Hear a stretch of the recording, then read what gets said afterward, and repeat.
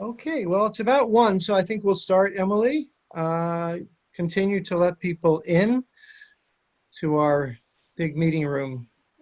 So while Emily's doing that, let me welcome you to this virtual lunch together with Dr. Kate Truitt. I'm Michael Kerman with Leading Edge Seminars in Toronto, which is hot and steamy today. And I'm very glad that you're here. What I want to do in the next few minutes is just tell you a few things that are coming up because they're kind of brand new for us.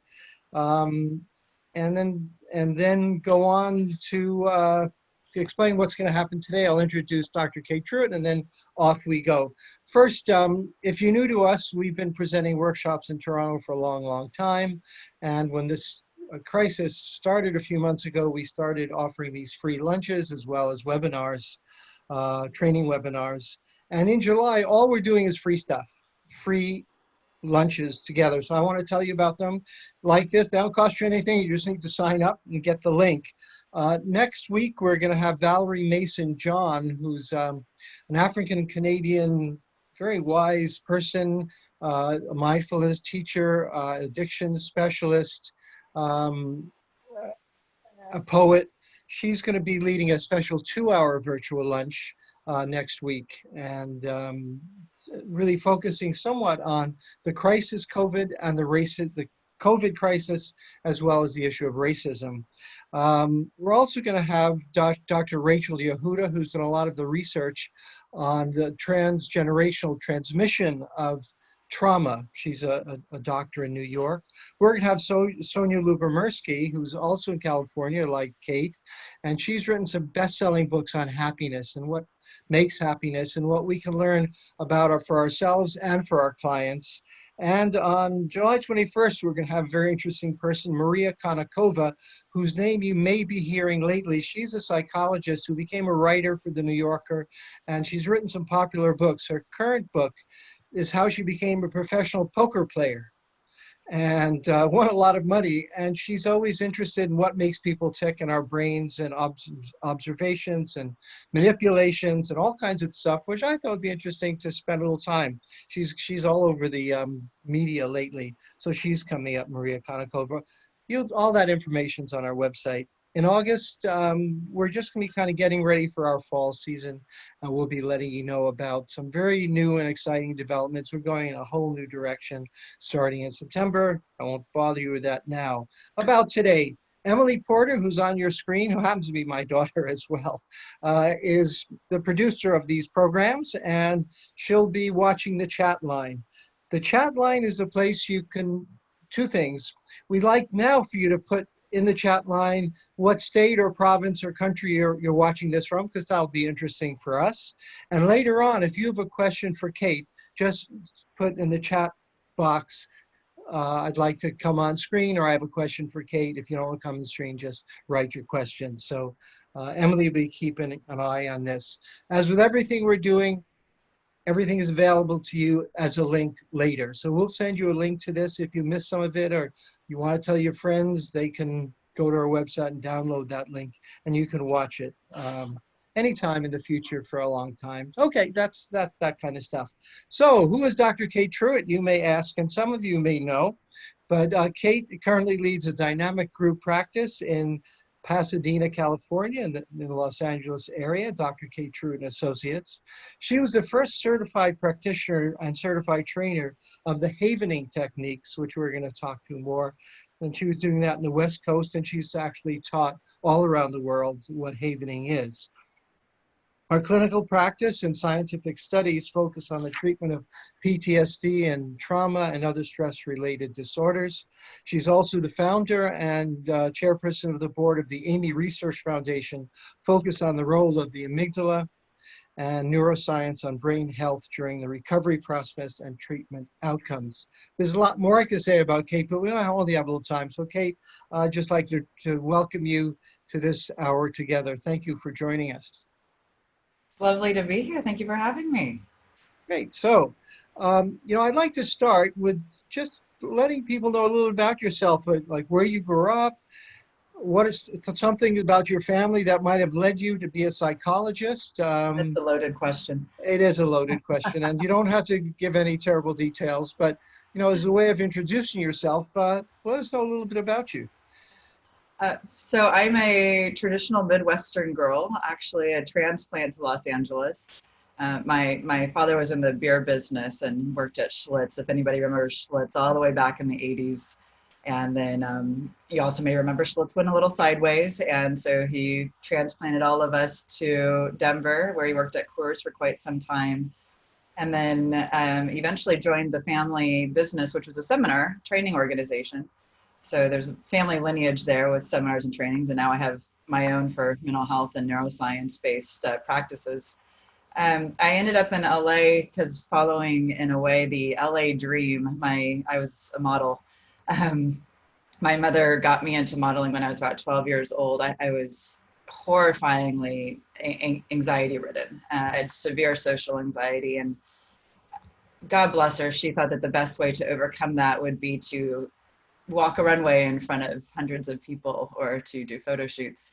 So really early exposure therapy, basically. It worked-ish in that it got me to LA out of Kansas, which was great.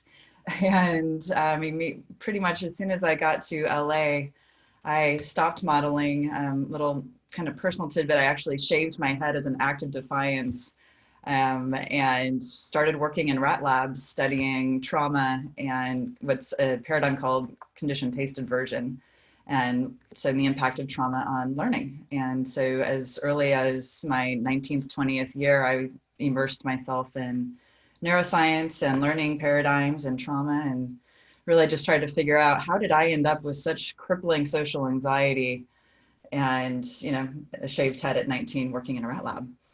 So it's quite an immersive journey that I loved every bit of, even though it was quite dark and painful many times along the way. And so that was 20 years ago now. And since then, I've just really dived deep into neuroscience and how does the brain work? How is the brain impacted by trauma, especially developmental trauma? That's a real deep, powerful personal project of mine. And how do we, for those of us, because we all have experienced trauma, we're all living in trauma right now, how do we build resilience? Because trauma really has the opportunity to be a superpower. It's just moving from the traumatized state into one of resilience and personal empowerment. And that's the focus of all of the work that my teams and I do now. I'm curious, I'm always interested in the evolution, how therapists evolve and change. So if you look back at your training as a psychologist, how did it evolve? I know you got interested in EMDR. How did that evolution happen for you? Really, and I think so many of us clinicians follow this path. It was a study of trying to figure out where my own brain went sideways. So I did struggle with an eating disorder, really common in the modeling world. And that was just part of the culture that I was growing up in. And I was already studying trauma. I did go and get some more intensive treatment, and coming out of that treatment realized that I really wanted to specialize in eating disorders as I think a way to learn more about myself and what was going on. And I was in a business program alongside my psychology program in undergrad. And one of the things I realized through my own treatment process was that there was a lot of treatment paradigms or programs out there that focused more on the bottom dollar than they did necessarily on the patient's personal empowerment and recovery journey.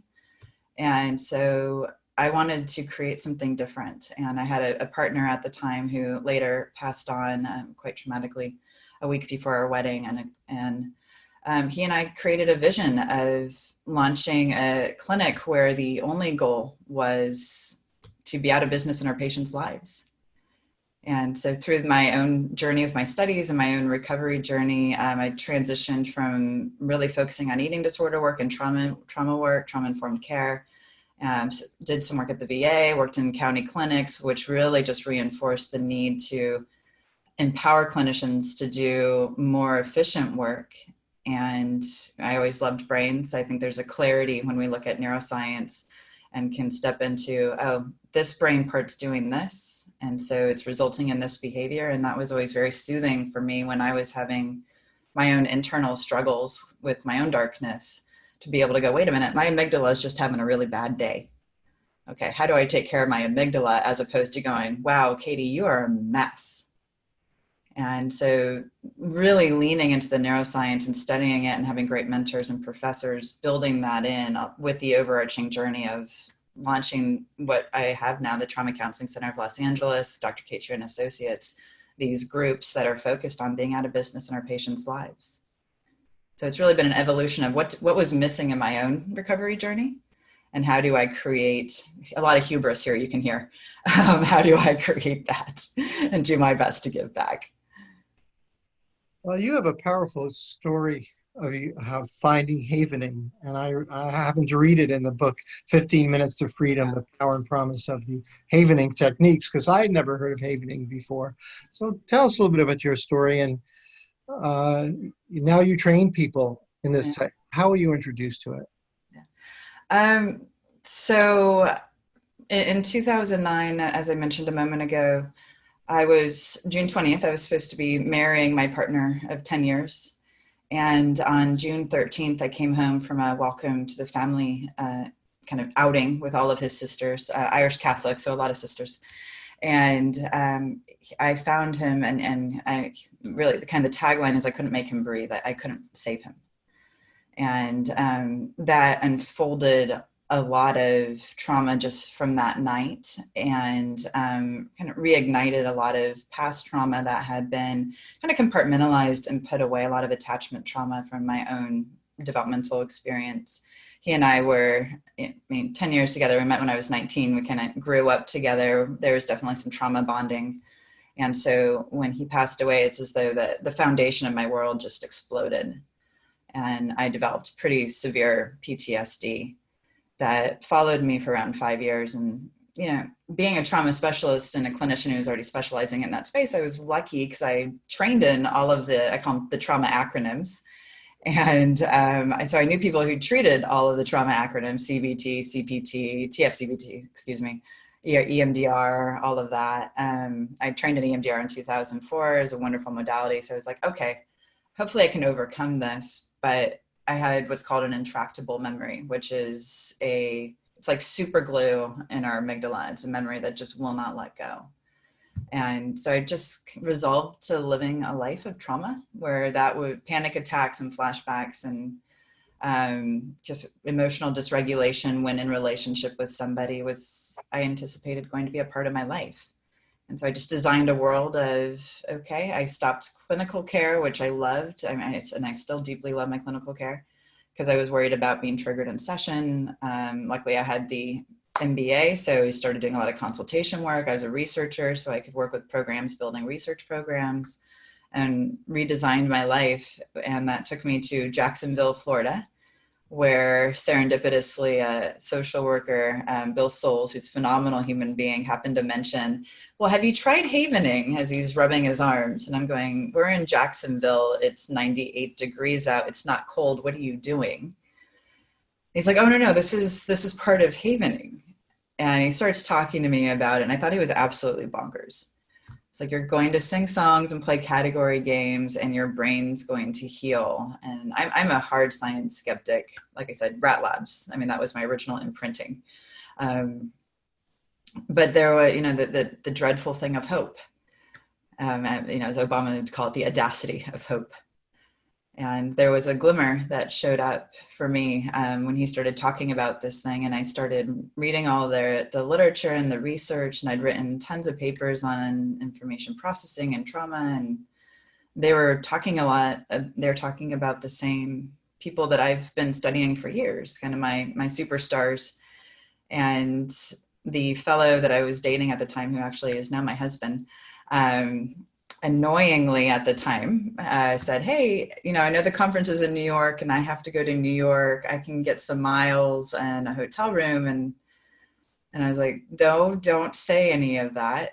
But I said it internally in a much stronger way, because hope can be scary. And I've been let down a lot in my own treatment. but I also kind of liked this fellow, but he was safe because I lived in Huntington Beach and he lived in Pasadena. So we lived an hour away. So there was really no way for our relationship. It was designed to be distance for my own emotional safety.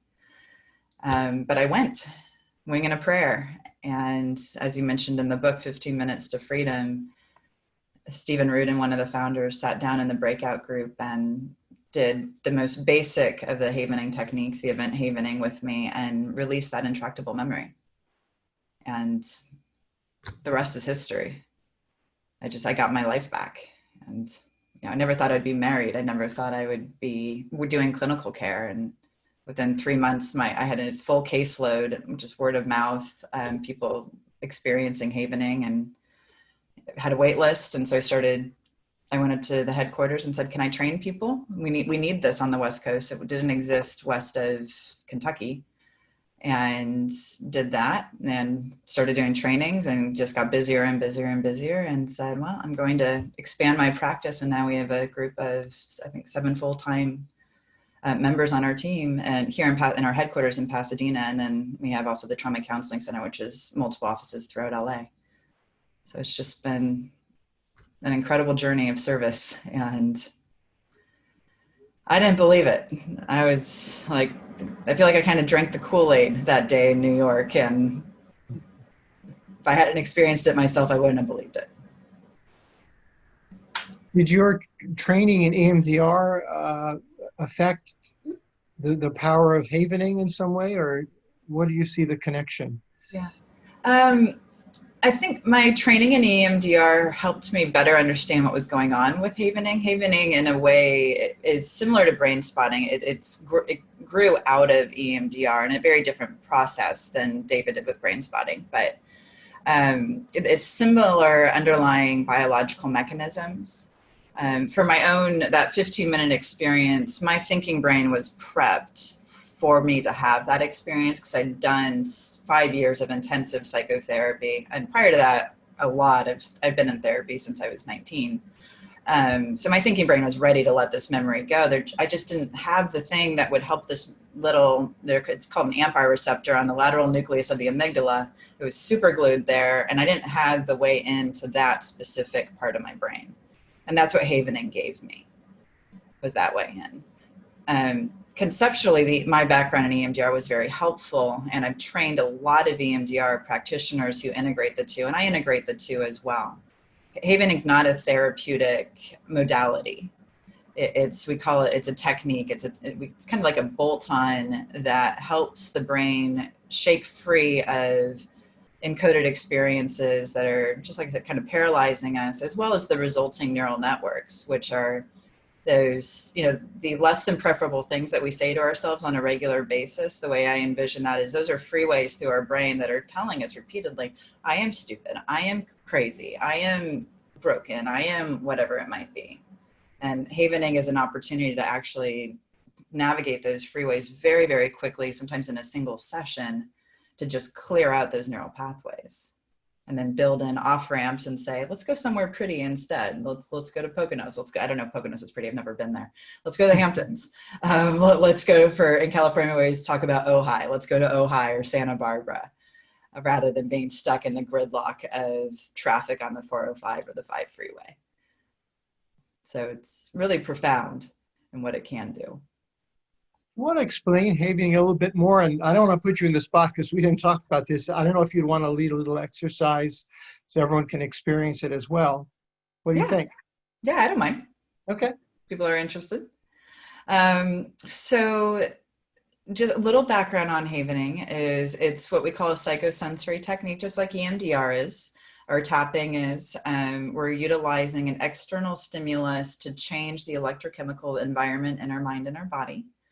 The havening touch, there's 3 different versions of the touch that have been researched and shown to have great efficacy. And the touches, what they do is release or generate something called a delta wave in our brain. And that's that deep sleep wave. When we're in a delta wave state, oxytocin, vasopressin, serotonin, GABA, all of those things are more accessible to our system. And the eye movements of EMDR also release a delta wave state. That's important to note. EMDR works more upstream in information processing. It works on the anterior cingulate gyrus primarily, whereas havening, because it has an exponentially higher level of delta wave presence, actually can target the amygdala.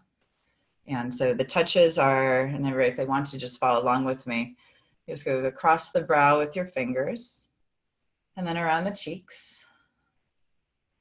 So just like you're circling. And then give yourself a nice warm hug, especially during COVID times. I've been talking to everybody about something called a hug hack.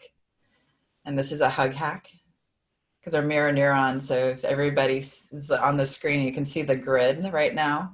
You can see everybody's doing this and your brain's actually like, oh, everybody's hugging each other, which is really cool. And so it's just a gentle touch from shoulder down to elbows, nice, slow and easy. And then if you go back to the beginning of the pandemic days where all those memes were going around singing songs and washing your hands, that's actually the palm havening. So you sing a song and you gently wash your hands. And these touches all will generate a delta wave state when you do it for a long enough time.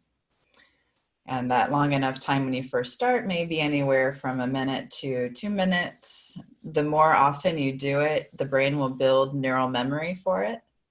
And you can actually begin to teach yourself to be able to think yourself into a delta wave state, which is a wonderful hack. And I teach all of the couples that I work with to do that so they can calm themselves in the moment. So that's basically what we call the mechanism of action for havening. Those are all the havening touch. And then what we're doing is giving our thinking brain different jobs. So when we're activated, and think back on a time where you've noticed some activation come up, and you might notice that your brain starts to think of all the things related to the thing that just triggered you or activated you.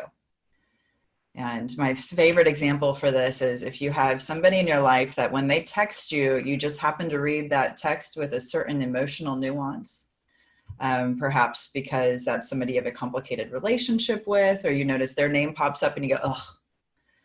And then you're going to have a filter on your brain about how you experience incoming data. And that's what ruminating is, where you start sourcing up all the difficult stuff related to a stimulus trigger. And we're seeing that a lot right now, especially in California as our pandemic numbers are going up. And the conversations about seeing somebody walking around with a mask on versus not with a mask on.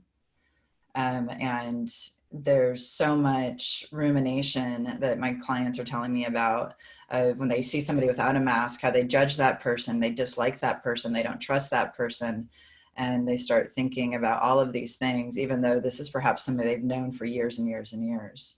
And so that's what our brain does when we start to be in a fearful state, is it sources up all related data. So with havening, instead, we're giving our thinking brain a different job. And the simplest is to do really easy distractions, such as singing childhood songs. You can play category games, A to Z, if you're a musician, A to Z different bands, A to Z places in the world, A to Z foods, counting numbers by 2s up to 20, 3s up to 30, so on and so forth, all while applying the havening touch. And when we're working with a trigger in the moment, I call that CPR for the amygdala, which is creating personal resiliency for the amygdala. We're just helping it calm down.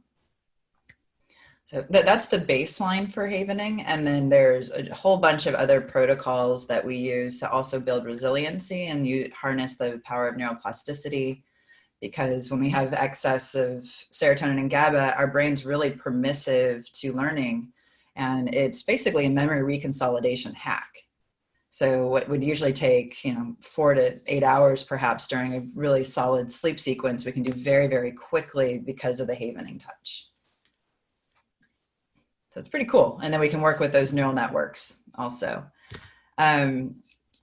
So if everybody's amenable to doing a little guided exercise, I'm happy to do so.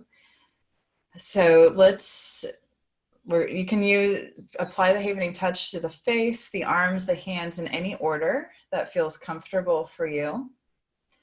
And if you find that you have a sweet spot, most of us do, feel free to hang out on that sweet spot. Mine's my arms. Some people's it's the hands, the face. And I'd like to invite everybody for just a moment to float back across the morning, or yesterday, the day before, a couple days ago, and notice a moment where your brain or your body went, I wish that hadn't happened. Now we're looking at low-level things, where this is just so you can get a sense of how this works and what this feels like. So if you're familiar with the SUD scale, that's 0 to 10, where 10 is absolute panic. We don't want that. Let's go for something that's around a 0 to 3. And once you've found your moment, just notice it. And if you'd like, even give it a number. Just go, yeah, that's definitely a 3, maybe a 3.5 or 4. And then go ahead and start to apply the self-havening touch. Like I said, face, arms, and hands in any order. And I'm going to invite you now to welcome in a gentle breath to the count of 4. And I want you to just count in your mind as you breathe in. And you're going to hold for 2.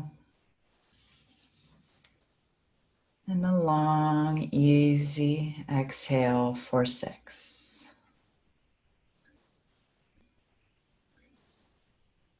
And let's repeat that 2 more times at your own pace. Really noticing the count, inviting that breath to deepen into your belly.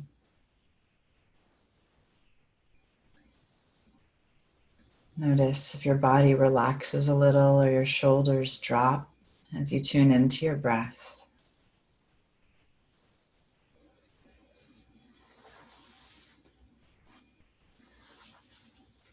And then when you're ready, I'd like to invite you now to allow your eyes just to gently start to move around the room and identify 5 objects in your space that have either some sort of meaning for you or appeal to you. It can simply be the color that you like, or there's a sentimental value. Just find 5 different objects, and we're going to keep applying the havening touch. Just gently soothing ourselves, giving our mind and our body some love.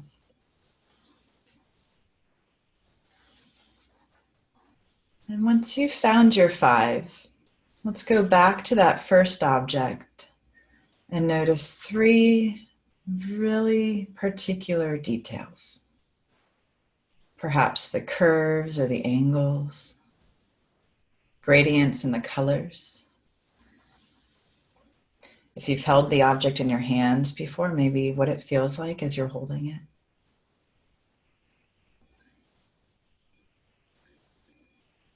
And once you've found those 3 details, being really present with them, let's now move on to the second object. Continuing to apply the self-havening touch. And just being really present with this next object.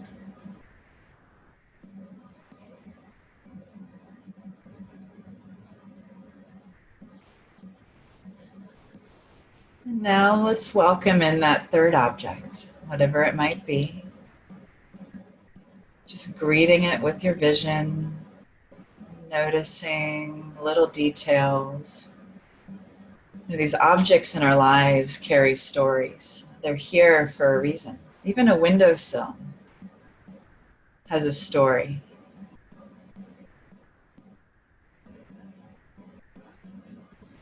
Let's move on to that fourth object. Again, noticing the tiny details, the curves and the angles.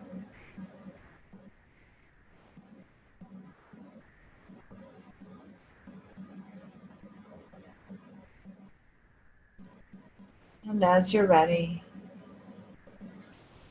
once again, moving on to that fifth item.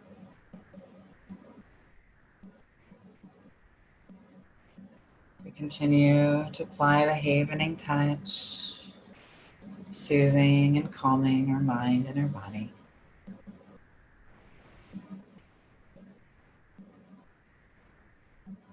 Once you're done, Let's turn our attention back to the breath. That same gentle exercise, welcoming in a gentle deepening breath to the count of 4. Hold for 2 and releasing for 6. We'll repeat that 2 more times.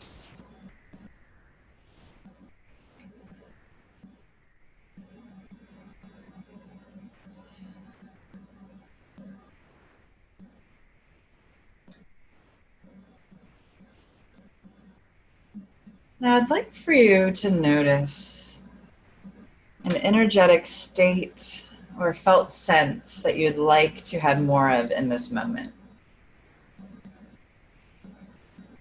Ponder the opportunity of having curiosity and energy. Perhaps a sense of grounded calm.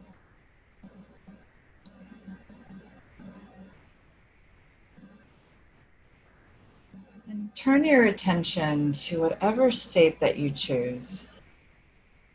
And invite in this question: what if I was? And fill in the blank with your chosen state.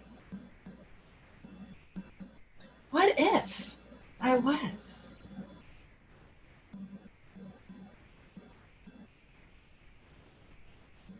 And notice if your chosen state has a color.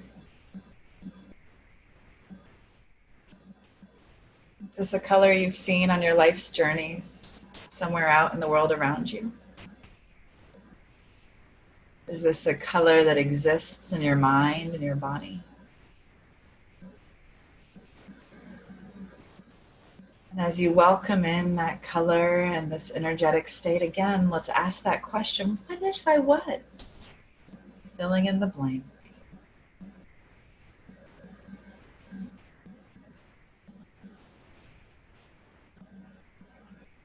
I invite you now to breathe in again deeply, this time inviting that color to expand within your mind and your body. Noticing the expansive possibilities of this energetic state.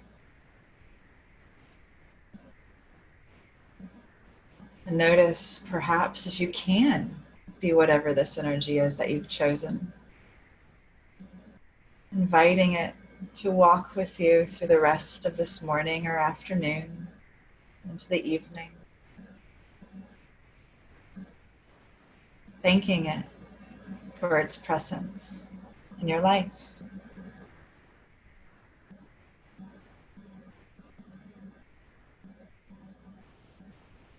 We're going to end our exercise here with 3 more breaths. And as you welcome in these gentle, loving breaths, imagine that you're welcoming in this expansive color, this beautiful possibility. And know that you've just created a neural memory. So anytime you return to this color or invite in the what if question, your mind has a little seed planted in it, thinking, I could be. And we'll start to be curious about it, because that's the power of neuroplasticity. So when you're ready, just go ahead and rest gently and come back to this space.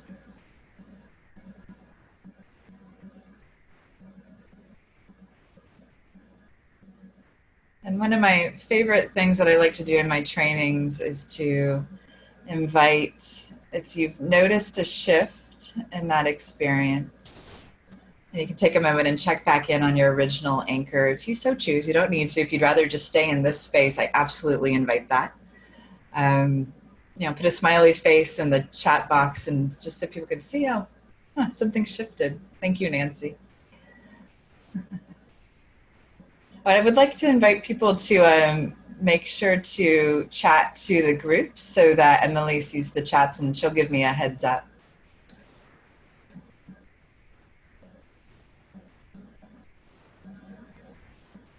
So that was a little exercise, Michael. Just kind of made that up, but. Well, thank you. I have to get back into my brain from my body. Yes. Hopefully the brain feels a little slow.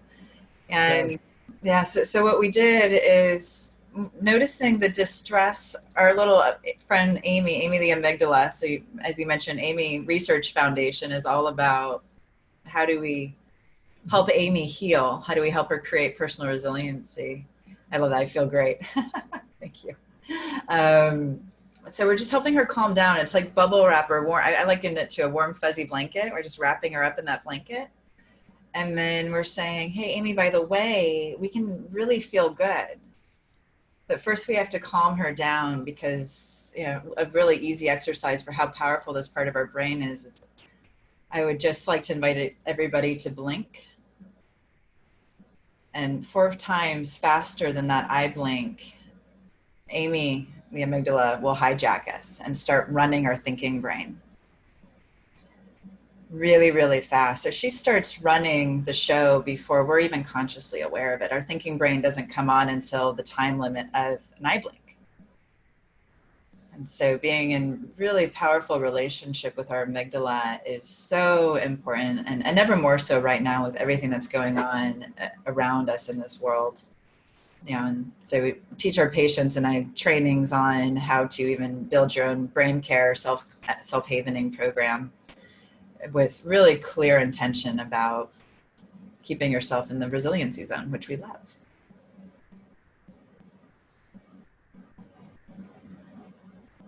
You can see why I drank the Kool-Aid.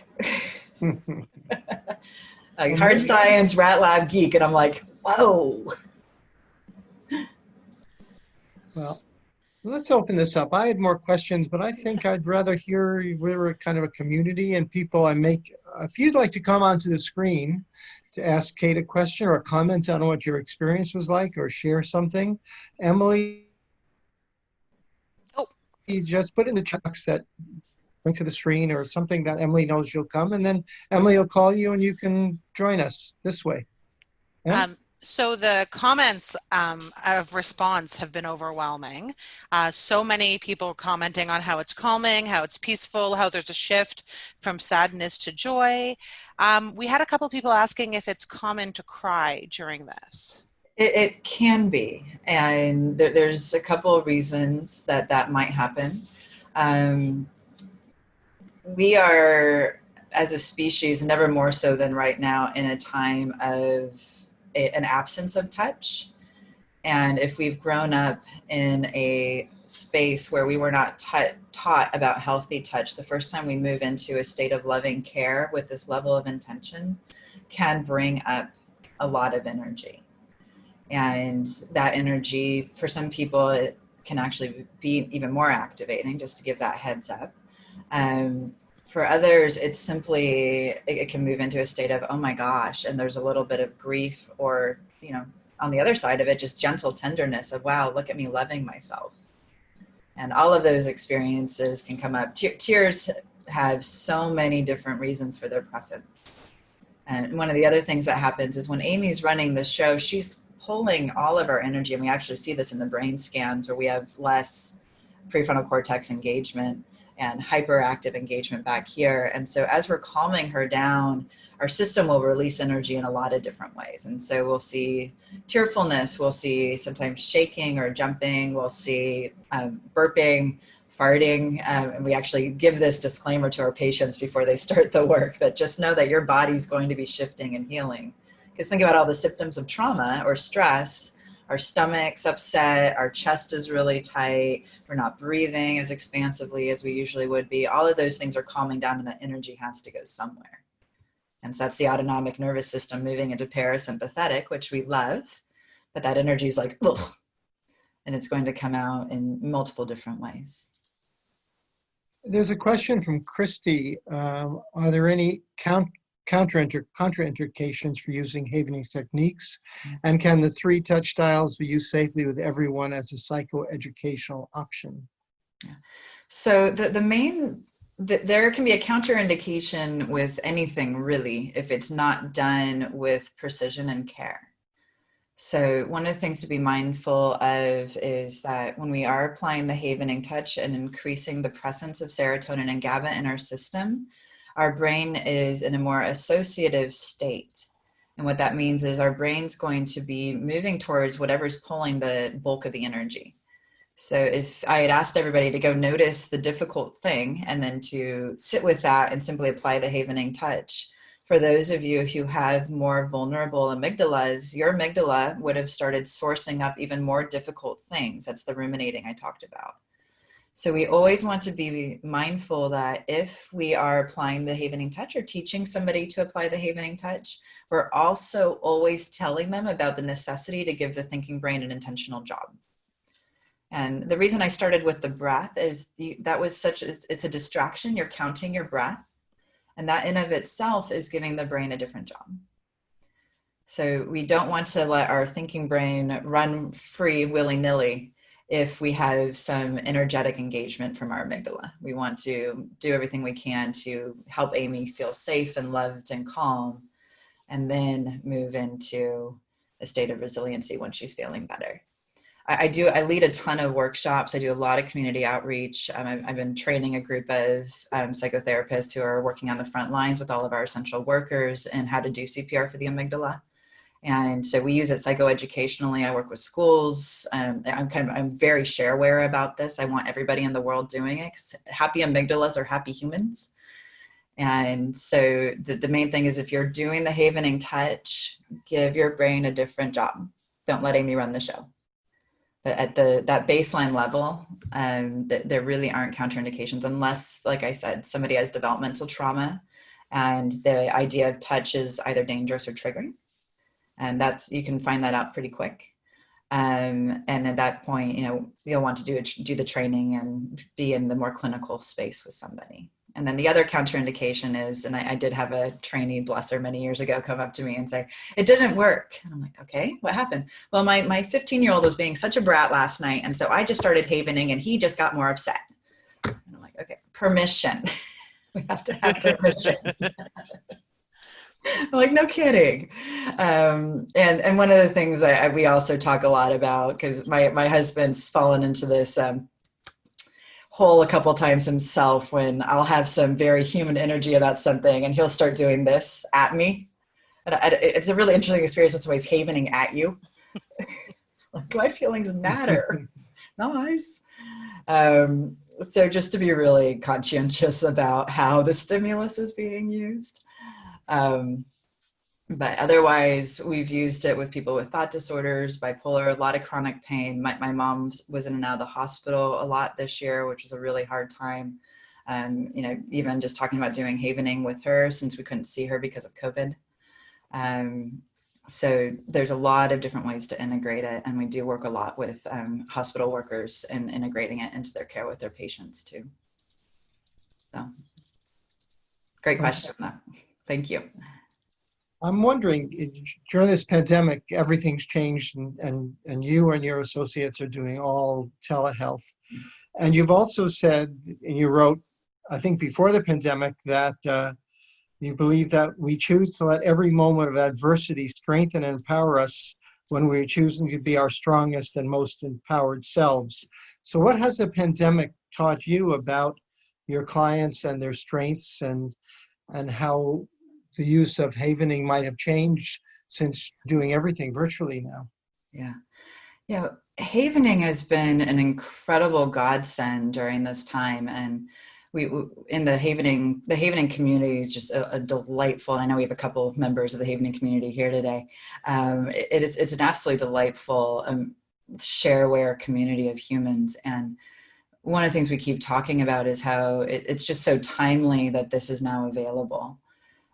We transitioned to telehealth as soon as LA County announced a state of emergency on March 4th. By March 5th, everything was telehealth in our clinics. We just did a team huddle and chose to make that move.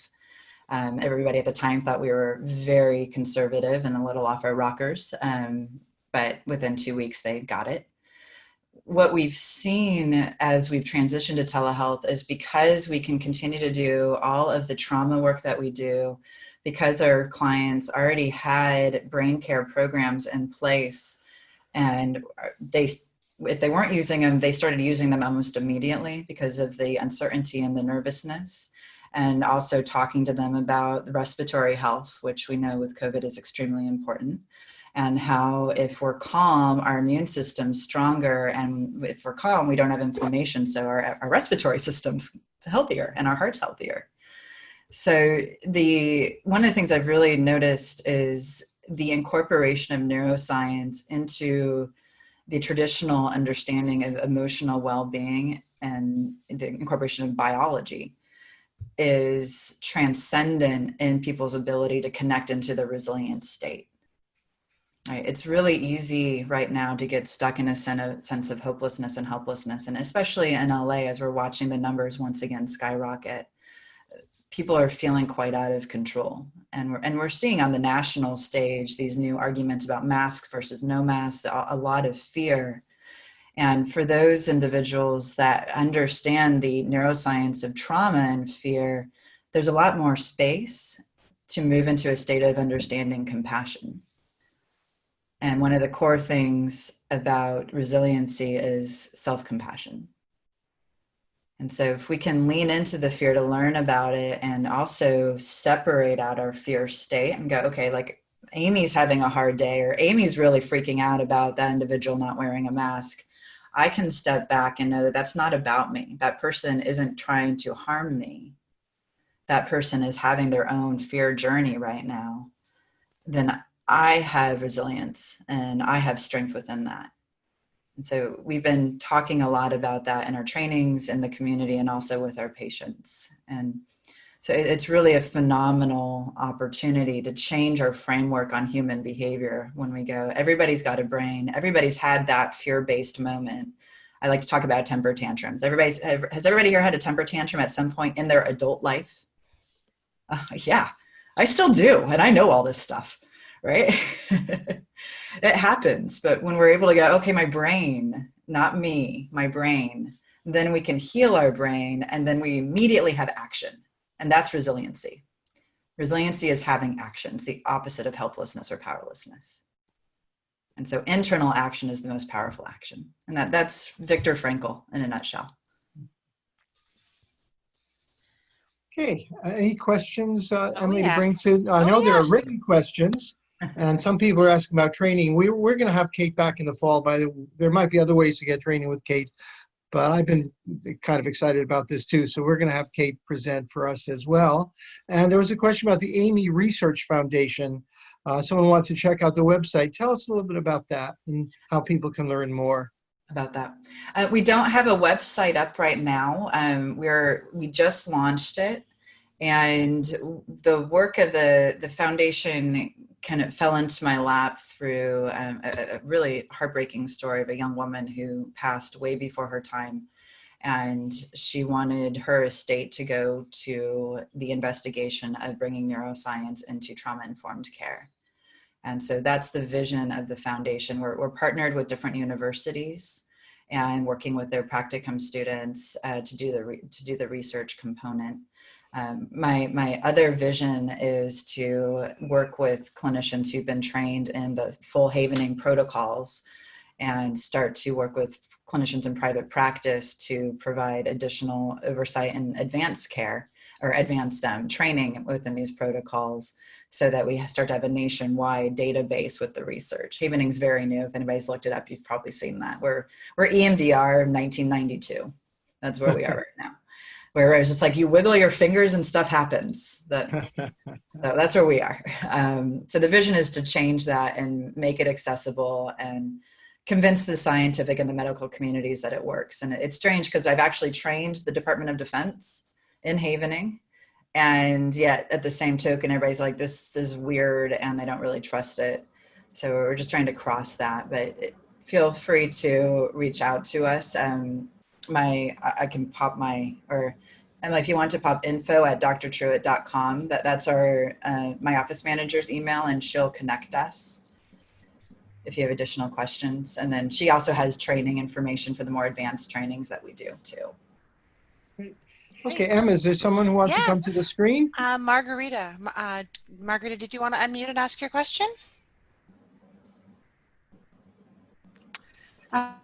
Yes, can you hear Hi. me? Yes. Yeah, no, it was just if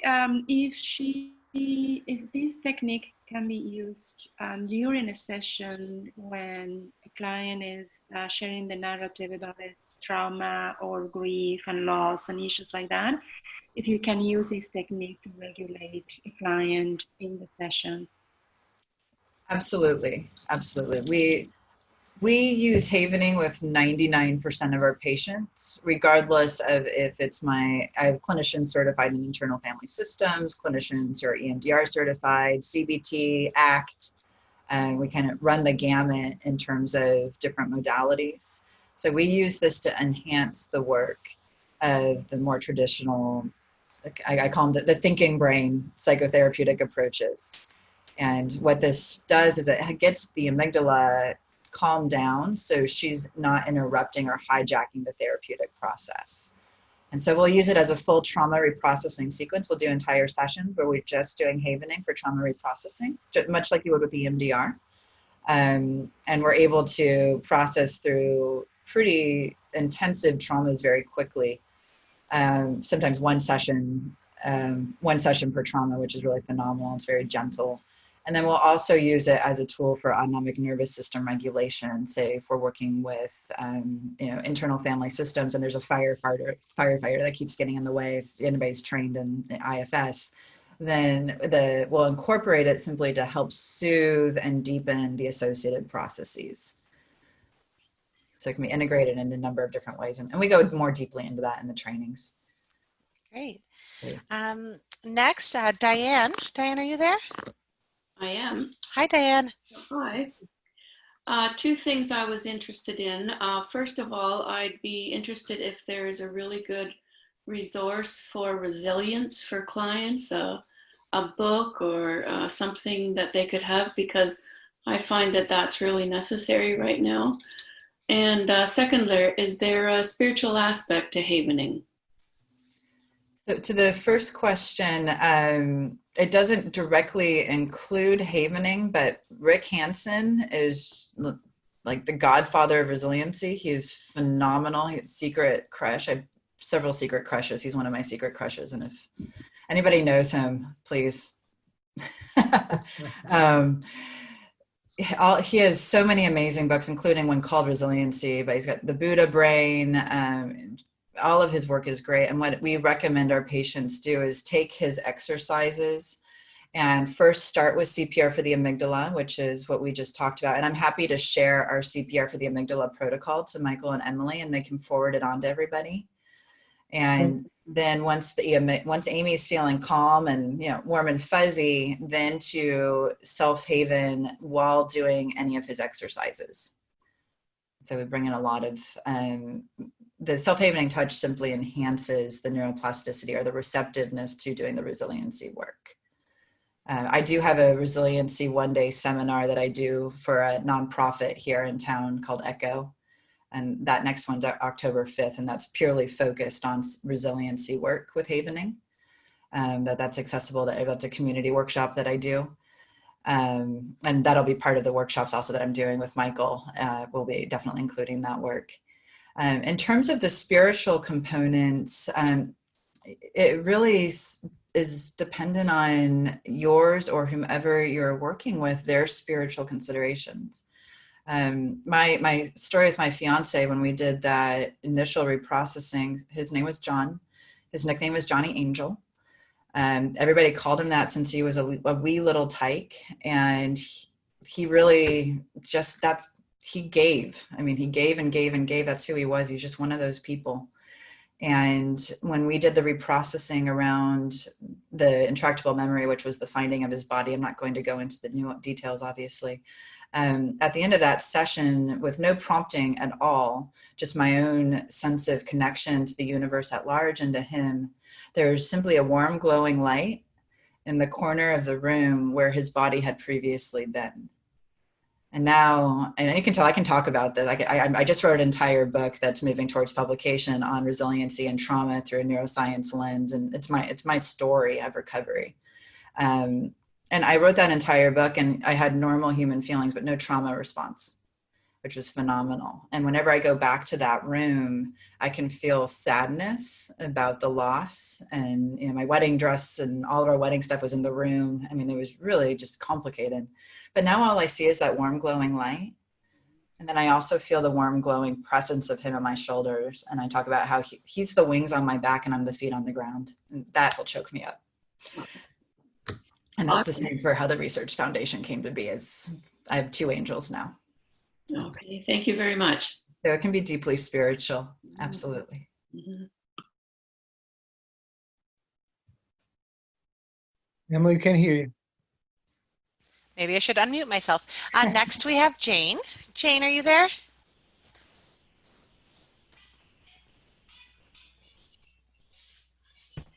Yes, Hi, Jane. I'm here. There you are. Hi.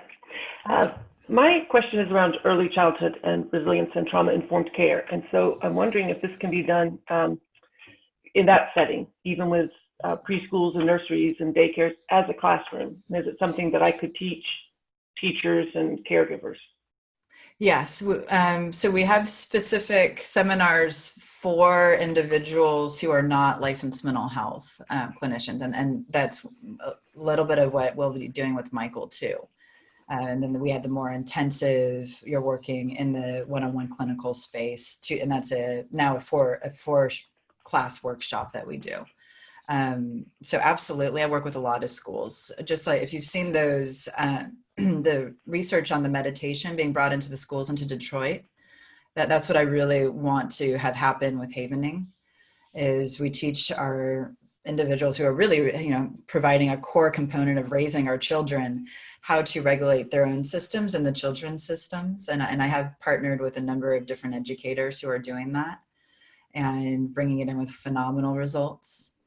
So again, it's just, we stay with the really basics, and what we'll do is teach the children how to do the self-havening touch, and then usually we'll sing songs with the children. So it might be Mary Had a Little Lamb or Old MacDonald or whatever it might be. Whenever one child starts to get really activated, the entire school space or the entire classroom will start to sing and self-haven. And because we have mirror neurons, the child who's really struggling with activation in that moment or dysregulation will be impacted by everybody else havening. So parents, that's a great hack for you as well. If you have a child who's very dysregulated. I would love to. Yeah. Well, I would love to be involved with that. That's fantastic. Yeah, fabulous. Well, reach out and let's connect. And we have like I said, it's a great community of different educators, clinicians, literally worldwide, who are bringing this forward. Wow. Great, thank you. Yeah, Thank you so much. And I think we have time for one more question. So Sharlene, are you there? Yes, I am. Hi, Sharlene. Can you hear me? Hi. Sorry, I can't put my screen on because it's kind of, the camera's upside down. And anyways, I just have a question about memories that are in the 0 to 5 range, and where there isn't any narrative, but it's more of like a felt sense, and it's also maybe emotional flashbacks as opposed to, you know, real pictures or memories of that sort.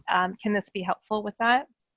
Absolutely. I actually just did a workshop last week on the Havening Techniques reparenting protocols, which are purely focused on working with developmental trauma and really early developmental trauma where we don't have the hippocampus online yet. So or where because of the early developmental trauma, the hippocampus didn't have the opportunity to develop.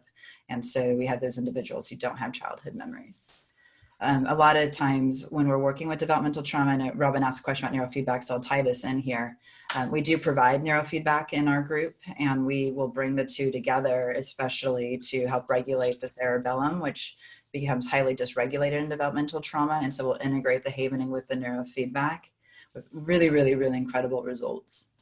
And so they go beautifully hand in hand. But we do, my team and I have 2 specialists who focus specifically on attachment and developmental trauma, who use havening on a very, is with every single one of those patients, actually. Yeah. Well, I want to thank you. We have a little tradition, if people haven't been with us before. what we like to do, we end every these sessions, is open up all your microphones so you can say thank you and goodbye to Kate. So I first want to say, Kate, it's been just wonderful, and you really are on the leading edge, and it's so interesting to hear what you're doing. I'm interested in hearing more. So thanks for spending this time with us. And everyone, if you'd like to say thank you and goodbye, that's the end of our lunch. I hope you join us again. Thank Thank you. you so Thank you, much. Kate. That was great.